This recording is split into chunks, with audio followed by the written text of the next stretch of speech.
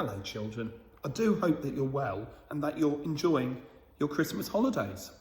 I'm putting together 3 videos for you to watch today, all based around our story time magazines, all those lovely stories that we have in school. And there are going to be 3 videos for you, and they're all going to be to do with Christmas and this time of year.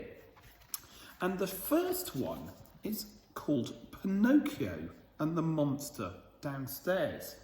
Now, I don't know if you know anything about Pinocchio, but Pinocchio, there's a certain thing you need to know about him, and that when he tells lies, his nose grows. He's actually made of wood, and you can always tell he's lying because his nose will grow. It was the night before Christmas, and all through the house, not a creature was stirring, except for whatever was making a faint scratching noise downstairs. When Pinocchio woke up in his snug bedroom in the attic of Geppetto's house, he was sure he could hear something moving about downstairs. Was it mice coming in to borrow some cheddar? He slipped out of his cosy bed, crept over to the top of the stairs and listened.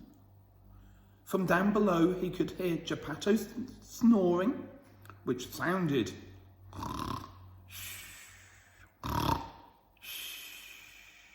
like a squeaky old saw cutting a log, but not the scratching sound.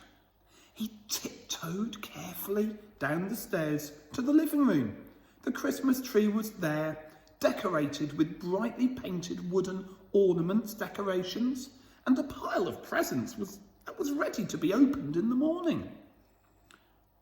The door to the kitchen was partly open, and through it, Pinocchio thought he could hear a scrabbling noise.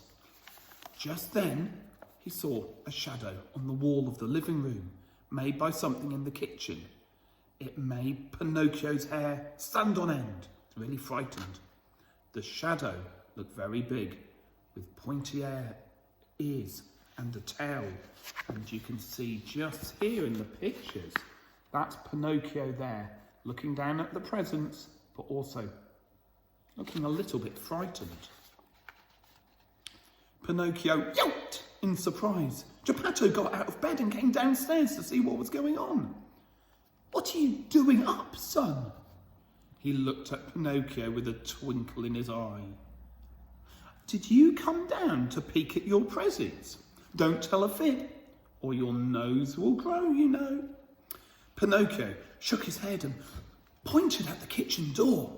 "No, I heard something, and I think there's a monster in the kitchen."